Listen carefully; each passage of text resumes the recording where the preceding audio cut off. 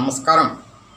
ഭരണകൂട ഭീകരത സൃഷ്ടിക്കുന്ന അരക്ഷിതാവസ്ഥ എത്രമാത്രം ഭയാനകമാണ്. ഇപ്പോൾ കഴിഞ്ഞ ദിവസങ്ങളിൽ ആരോഗ്യമന്ത്രി വീണ ജോർജ് കണ്ണൂർ റെയിൽവേ സ്റ്റേഷനിൽ വെച്ച് KSUക്കാർ ഒരു 2-3 KSUക്കാർ ഒരു കരിങ്കൊടിയും കൊണ്ട് വന്നു, അവരുടെ പരിസരത്തേക്ക് ഓടി എത്തി എന്ന് പറഞ്ഞുകൊണ്ട് നടത്തുന്ന ഒരു ആക്രോശങ്ങളും ആഭാസങ്ങളും ഈ സമൂഹത്തിൽ നടന്നുകൊണ്ടിരിക്കുന്ന അതിക്രമങ്ങളും എത്രമാത്രം ഭയാനകമാണ്.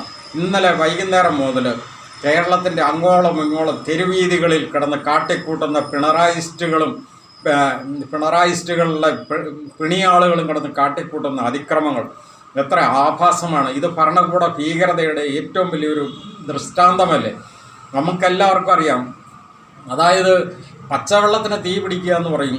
ഇതിപ്പം ഐസ് കട്ടയ്ക്ക് പോലും കൂടെ തീ പിടിക്കുന്ന ഒരു രീതിയിലേക്കുള്ള പച്ച നുണയല്ലേ ഇത്? സാമാന്യ ബോധം അരിയാഹാരം കഴിക്കുന്ന മനുഷ്യരെ പോലും വേണ്ട. ഇതൊന്നും അല്ലാത്ത വെറും സാധാരണക്കാരായിട്ടുള്ള ഏതൊരു വ്യക്തിക്കും 1% സാമാന്യ ബോധമുള്ള ഏതൊരു വ്യക്തിക്ക് ഉൾക്കൊള്ളാൻ പറ്റുന്ന ഒരു കാര്യമാണോ ഇന്നലെ നടന്ന സംഭവത്തിനകത്ത് ഈ KSUക്കാരുടെ ഒരു പങ്ക് ഉണ്ട് എന്ന് ഉള്ള അവകാശവാദത്തിന് എന്തെങ്കിലും കഴമ്പുണ്ടോ? എല്ലാവരും കൃത്യമായിട്ട് കണ്ടുകൊണ്ടിരിക്കുന്നു. കാരണം അതൊരു പബ്ലിക് സ്പേസാണ്, റെയിൽവേ സ്റ്റേഷനാണ്. അതോടൊപ്പം തന്നെ മീഡിയാസ് ഉണ്ട്, കുറേയധികം ക്യാമറകളുണ്ട്, CCTVകളുണ്ട്, മൊബൈലുകളുണ്ട്. അതോടൊപ്പം തന്നെ മന്ത്രിയുടെ ചുറ്റും കുറേയധികം പോലീസുകാരുമുണ്ട്. ഇവർക്ക് ആർക്കും കാണാൻ പറ്റാത്തതും ഇവരുടെ ആരുടെയും ദൃഷ്ടിയിൽപ്പെടാത്തതും എവിടെയും ഒരു വിഷൻ പുറത്തേക്ക് വരാത്തതുമായിട്ടുള്ള ഒരു സംഭവത്തിൻ്റെ പേരിൽ ഇത്രയും വലിയൊരു പച്ച നുണ ഇവിടുത്തെ ഭരണകൂട തലവന്മാർ തന്നെ പ്രചരിപ്പിച്ച് ഈ സമൂഹത്തിൽ അരക്ഷിതാവസ്ഥ സൃഷ്ടിക്കുമ്പോൾ ശരിക്കും പറഞ്ഞു കഴിഞ്ഞാൽ ഇതല്ലേ യഥാർത്ഥ ഭരണകൂട ഭീകരത എന്ന് പറയുന്നത്?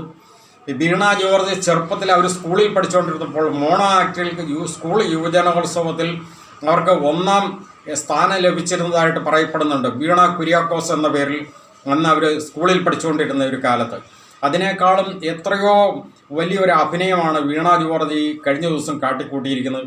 ആരോഗ്യ മന്ത്രാലയം തന്നെ ICUവിലാണെന്നുള്ള പൊതുവായിട്ടുള്ള ഈ പൊതുസമൂഹത്തിൻ്റെ ആ ഒരു വികാരത്തെ മറയ്ക്കാൻ വേണ്ടിയിട്ട് ഇത്രയും പച്ച നുണ, ഐസ് കട്ടയ്ക്ക് തീ പിടിക്കുന്നതിനേക്കാൾ കഷ്ടമായിട്ടുള്ളൊരു പച്ച നുണ എങ്ങനെ പ്രചരിപ്പിക്കാൻ പറ്റും? ഒന്ന് ആലോചിച്ച് നോക്കുക. ഇന്നലെ എല്ലാവരും ആ വിഷൻ ശരിക്കും കണ്ടതാണ്. കാരണം അത്രയും ഒരു പബ്ലിക് സ്പേസിൽ വെച്ച് ആകെപ്പാടെ ഒരു 3-4 KSUക്കാർ മാത്രമാണ് ഒരു കരിങ്കൊടിയായിട്ട് മന്ത്രിക്കെതിരെ പ്രതിഷേധിക്കാനായിട്ട് മുദ്രാവാക്യം വിളിച്ചുകൊണ്ടാണ് അവർ വരുന്നത്.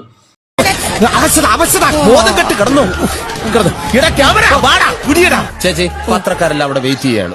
നല്ലൊരു ഇന്റർവ്യൂ കൊടുക്കണം. കരിക്കേ, ഇത് എവിടെ തുള്ളിച്ചാടിക്കൊണ്ട് പോണത്? അങ്ങനെയല്ല, ഫുൾ അവസ്ഥ. അതെ, കണ്ടോ? ഫേമസ് ആയത് കണ്ടോ? നമ്മുടെ ചാനൽ പ്രൊമോട്ട് ചെയ്യുന്നത് കണ്ടോ?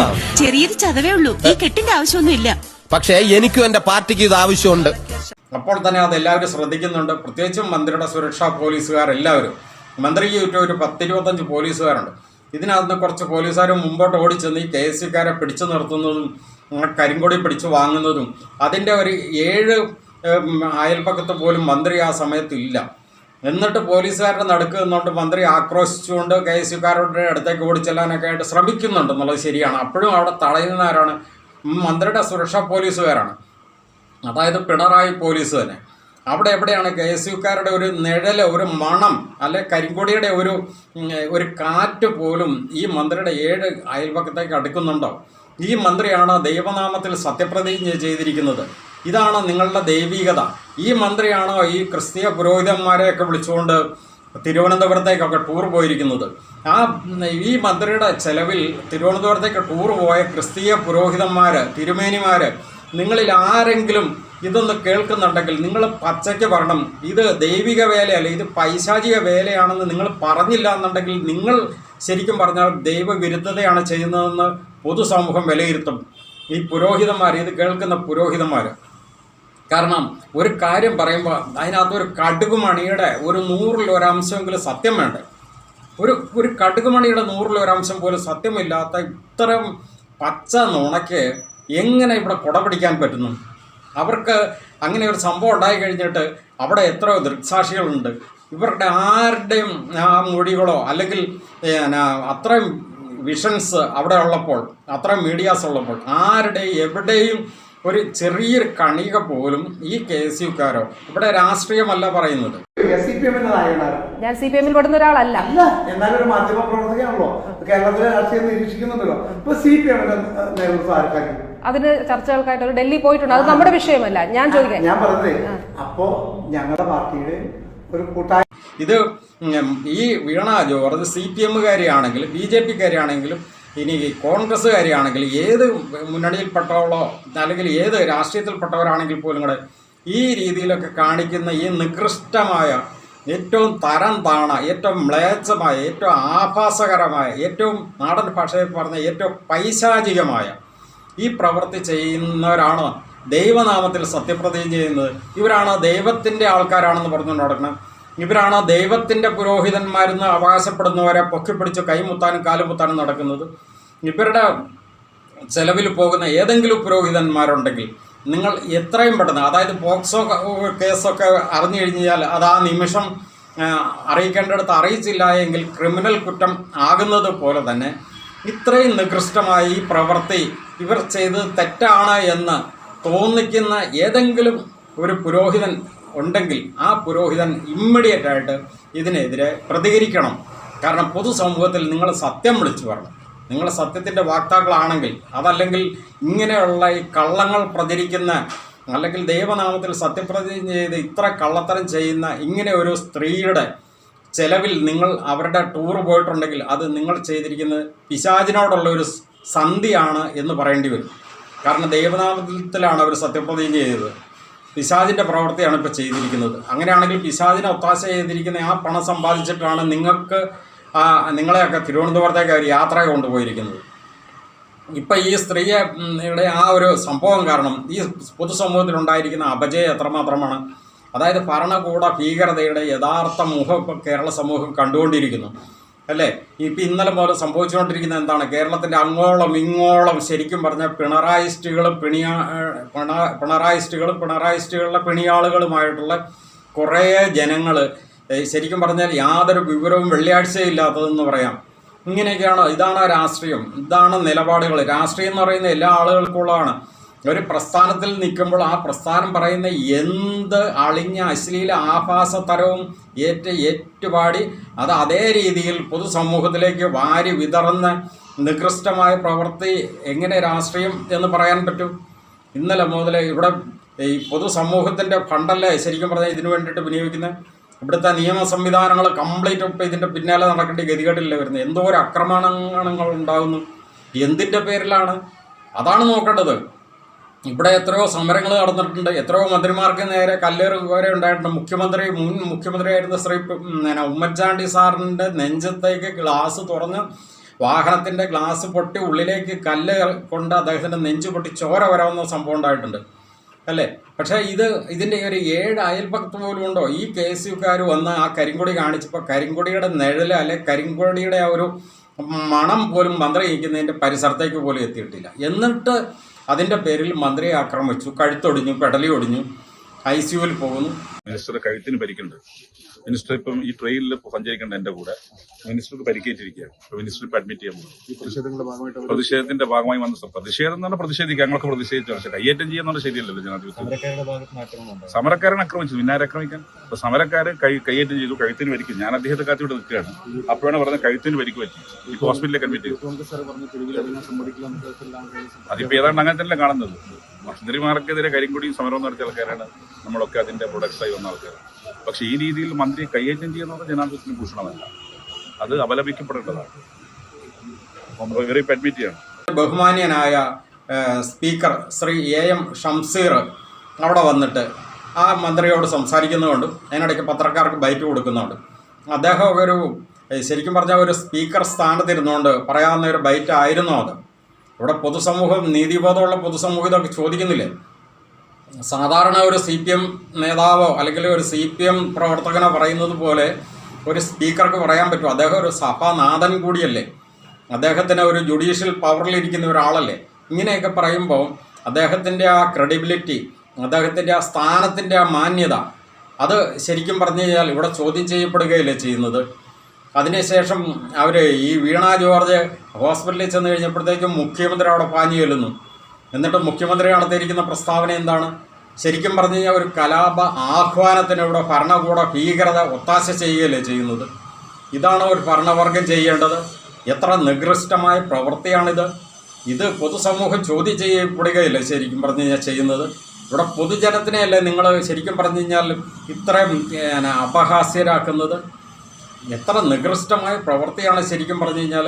ഇതല്ലേ ശരിക്കും ഏറ്റവും ക്രൂരവും പൈശാചികവും നിന്ദ്യവുമായ പ്രവൃത്തി അല്ലേ? ഇപ്പം ഇതിന് ഈ വീണ ജോർജിൻ്റെ ആ ഒരു വിഷയം സംബന്ധിച്ച് ഇവിടുത്തെ KB ഗണേഷ് കുമാർ എന്താണ് പറഞ്ഞിരിക്കുന്നത്? സ്ത്രീകളോട് ഇത്തരത്തിലുള്ള പ്രവർത്തനങ്ങൾ ഏറ്റവും അപലപിക്കേണ്ടതാണ്, ഏറ്റവും നികൃഷ്ടമായ പ്രവൃത്തിയാണെന്ന് KB ഗണേഷ് കുമാർ പറഞ്ഞു. KB ഗണേഷ് കുമാറിന് ഇതിൻ്റെ ഈ ഒരു സംഭവത്തിനകത്ത് ഒരു കടുകുമണിയുടെ ഒരു 100-ൽ 1 അംശമെങ്കിലും ആ ഒരു സംഭവത്തിനകത്ത് ആ പ്രതിഷേധക്കാരുടെ ഭാഗത്തു നിന്ന് ഈ വീണ ജോർജിൻ്റെ ഫിസിക്കൽ ആക്രമണം ഉണ്ടായതായിട്ട് സൂചിപ്പിക്കാൻ പറ്റുമോ, തെളിയിക്കാൻ പറ്റുമോ KB ഗണേഷ് കുമാറെ? KB ഗണേഷ് കുമാറിൻ്റെയൊക്കെ നിലപാടുകൾ എന്താണ്? KB ഗണേഷ് കുമാറിന് പിണറായിയോടും പിണറായിസ്റ്റുകളോടുമുള്ള ആ സിമ്പതി എന്തൊക്കെയാണെന്നുള്ളത് അറിയാലോ.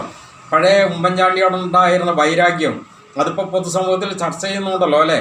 പണ്ട് KB ഗണേഷ് കുമാർ സ്ത്രീകളെ ഉപയോഗിച്ച് ഒരു മനുഷ്യനെ ഈ കേരളം കണ്ട കേരളത്തിലെ ഏറ്റവും മഹാനായ മുഖ്യമന്ത്രി, ഏറ്റവും ജനകീയനായ മുഖ്യമന്ത്രി, ഏറ്റവും ശക്തനായ മുഖ്യമന്ത്രി, അത്രയും ക്വാളിറ്റിയുള്ള ഏറ്റവും വികസന നായകനായ മുഖ്യമന്ത്രി, കേരളം മലയാളക്കര കണ്ട മഹാനായ മുഖ്യമന്ത്രി ശ്രീ ഉമ്മൻചാണ്ടിയെ മണ്ണിനടിയിലാക്കിയതിൻ്റെ പ്രധാന കാരണക്കാരൻ KB ഗണേഷ് കുമാർ തന്നെയല്ലേ? KB ഗണേഷ് കുമാറിൻ്റെ പിന്നിൽ നിന്ന് കളിച്ച ഒരു കിങ് പിന്നിൻ്റെ ഒത്താശയോടുകൂടി KB ഗണേഷ് കുമാർ കളിച്ച ചീഞ്ഞളിഞ്ഞ നാറിയ അശ്ലീല ആഭാസ കളിയുടെ അപജയമല്ലേ ശരിക്കും പറഞ്ഞാൽ ശ്രീ ഉമ്മൻചാണ്ടി മണ്ണിനടിയിലായത്? അല്ലെന്ന് പറയാൻ പറ്റുമോ? അതായത് സോളാർ നായികയായ സരിത എന്ന സ്ത്രീയെപ്പറ്റി ഇവിടെ കേരള സമൂഹത്തിന് അറിയില്ലേ? ആ സരിതയെ ആരാണ് രംഗപ്രവേശനം ചെയ്യിച്ചത്? ആ സരിതയെ കൊണ്ട് ആരാണ് ജയിലിൽ നിന്ന് കത്തടിച്ചത്? ആ സരിതയെ കൊണ്ട് എങ്ങനെയാണ് സരിത എഴുതിയ കത്തിനകത്ത് അഡീഷണലായിട്ട് 4 പേജ് കയറി വന്നത്? ആ പേജിനകത്തല്ലേ ഉമ്മൻചാണ്ടിയുടെ പേര് പരാമർശിക്കുകയുണ്ടായത്? അതിൻ്റെ പേരിലല്ലേ ഉമ്മൻചാണ്ടിക്കെതിരെ അവരെ കൊണ്ട് തന്നെ നിർബന്ധിച്ച് പീഡന പരാതി കൊടുപ്പിച്ചത്? അതിൻ്റെ പേരിലല്ലേ ഉമ്മൻചാണ്ടി സാറ് വേട്ടയാടിയത്? അതിൻ്റെ പേരിലല്ലേ ഉമ്മൻചാണ്ടി സാറ് മാനസികമായി തളർന്നത്? ആ മാനസികമായി തളർന്നതിൻ്റെ അടിസ്ഥാനത്തിൽ അദ്ദേഹം ആരോഗ്യം ക്ഷയിച്ച് രോഗാവസ്ഥ പ്രാപിച്ച് അവസാന രോഗിയായി മരണത്തിലേക്ക് കീഴ്പ്പെട്ട് മണ്ണിനടിയിലായത് അല്ലേ? ശരിക്കും പറഞ്ഞു കഴിഞ്ഞാൽ അത് ഗണേശൻ്റെ ഒരു വൈരാഗ്യം. അത് ഗണേശൻ്റെ പേഴ്സണൽ സ്റ്റാഫായിരിക്കുന്ന വ്യക്തി തന്നെ ഈ കഴിഞ്ഞ ദിവസം കൊട്ടാരക്കര കോടതിയിൽ മൊഴി നൽകിയിരിക്കുന്നത് അറിയാലോ. അതുപോലെ തന്നെ ആ സോളാർ നായികയായ അല്ലെങ്കിൽ പരാതിക്കാരിയായ സരിതയുടെ അന്നത്തെ അഡ്വക്കറ്റായ പെന്നി ബാലകൃഷ്ണൻ കഴിഞ്ഞ ദിവസം കൂടെ അത് വെളിപ്പെടുത്തിയിട്ടുണ്ടല്ലോ കൃത്യമായിട്ടും.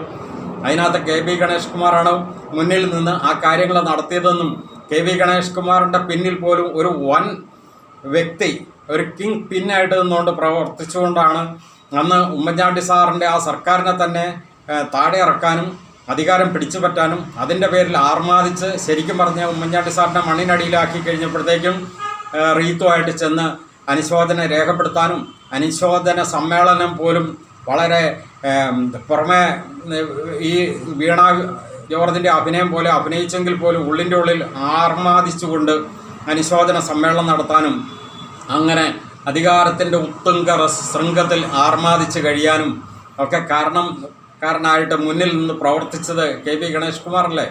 ആ ഒരു സംഭവം എന്ന് പറഞ്ഞാൽ എത്ര നികൃഷ്ടമാണ്, എത്ര നീചമാണ്, എത്ര നിന്ദ്യമാണ്, എത്ര അപഹാസ്യമാണ്, എത്ര അശ്ലീലമാണ് അല്ലേ? ആ KB ഗണേഷ് കുമാറാണ് പറയുന്നത് ഈ ഒരു സംഭവത്തിൽ വീണ ജോർജിന് എതിരെ നടന്ന ആ ഒരു സംഭവത്തെ ഇങ്ങനെ അപലപിച്ചിരിക്കുന്നത്. KB ഗണേഷ് കുമാറിനോട് ഒത്തേ പറയാനുള്ളൂ. KB ഗണേഷ് കുമാറിൻ്റെ അച്ഛൻ ശ്രീ R ബാലകൃഷ്ണപിള്ള സാർ മരിക്കുന്നതിന് മുമ്പ് പറഞ്ഞിരുന്നു, അതായത് ഞാൻ മരിക്കുമ്പോൾ എൻ്റെ ശവം കാണാൻ പോലും കൂടെ ഈ വ്യക്തി വരരുത് എന്ന്.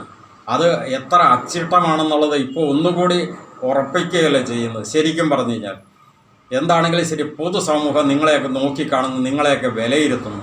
അത് മാത്രമേ ഇപ്പോൾ പറയാനുള്ളൂ. ഇത്രയും നീചവും നിന്ദ്യവും നികൃഷ്ടവും അപഹാസ്യവുമായ പ്രവൃത്തി ചെയ്യുന്ന ആരാണെങ്കിലും ശരി, അവർ എത്ര ഉന്നത സ്ഥാനത്തിരിക്കുകയാണെങ്കിലും ശരി, അവർക്ക് വെറും എന്താ പറയുക, കക്കൂസ് ടാങ്കിൽ കിടക്കുന്ന മാലിന്യത്തിൻ്റെ നിലവാരത്തെക്കാൾ താഴെയാണ് എന്ന് മാത്രം പറയാനാണ് ആഗ്രഹിക്കുന്നത്. എന്താണെങ്കിലും ശരി, പൊതുസമൂഹം വിലയിരുത്തുക. നന്ദി.